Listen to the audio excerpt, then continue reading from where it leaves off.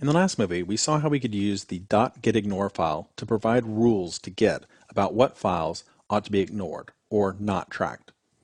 In this movie, I want to talk about the kinds of files that you might want to include in your .gitignore file. First, let's look at some general categories. Compiled source code. The idea here is that you would want to store the uncompiled code, but the compilation you would actually want to do after you pulled down the repository. The compiled code might depend on things like the processor that you're running on your computer at the time. So you'd want to compile it fresh so that you would make sure that it was compatible.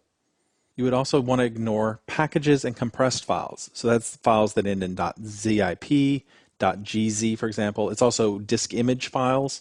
Those are typically files that you're not using in the project itself. For example, a zipped file is usually on its way somewhere else. You're zipping it up so that you can download it or send it to someone. It's not usable in itself. It has to be uncompressed before it's usable. And you don't gain any advantage by having it compressed. Git does its own compression, so you're not helping Git out by compressing those files. The third one would be logs and databases. The idea here is files that change often.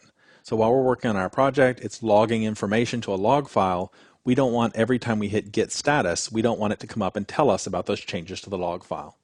And then operating system generated files. These are files that have nothing to do with our project. They're files that the operating system is using to keep track of things. Maybe it's the window position on the desktop, or maybe it's things that are in the trash can.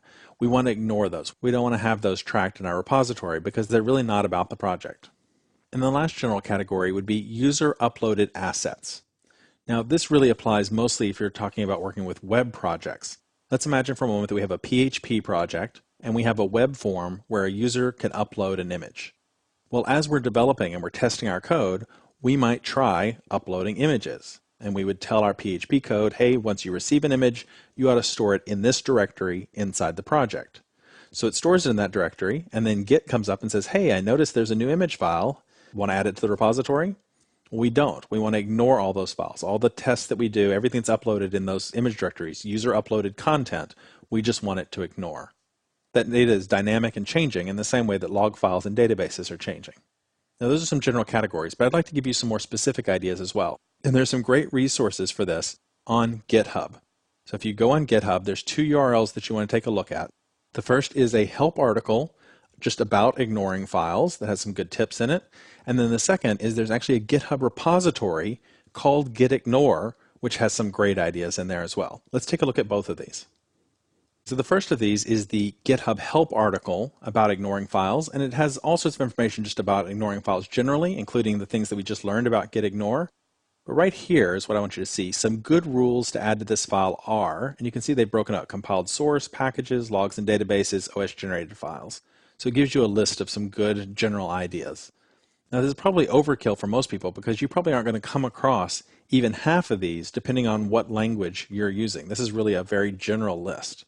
To get more specific and look at your specific purposes, the gitignore repository is a great place to look. If we scan down here, you'll see that there's a list of all the different files that are in here. These are files in the repository, and each one is a gitignore file that's specific to a certain language. So for example, if you're working with Django, you can click on that, and you can see here's the list of files that it thinks would be a good idea to ignore. If we come over here, let's scroll down to another one. Let's say that we're working with Java. Well, here's a good Java gitignore file. If we scroll down a little further, here's one for Perl. Let's click on that, and now we see the list of files that typically would come up that you'd want to ignore if you're working on a Perl project. Now, it's not just the languages or the applications that you might be using. There's also a folder here called Global that has a lot of stuff about operating systems or applications that you might be using. So for example, if you're on OS 10, here's a list of the files that are good to ignore for OS 10. If you're on Windows, then you can scroll down here, and here's a list of the ones that are good to ignore on Windows. So this is a great resource for you to comb through and figure out the components that you might want to put in your gitignore file. Of course, the other simpler way to do it is just to start creating your project.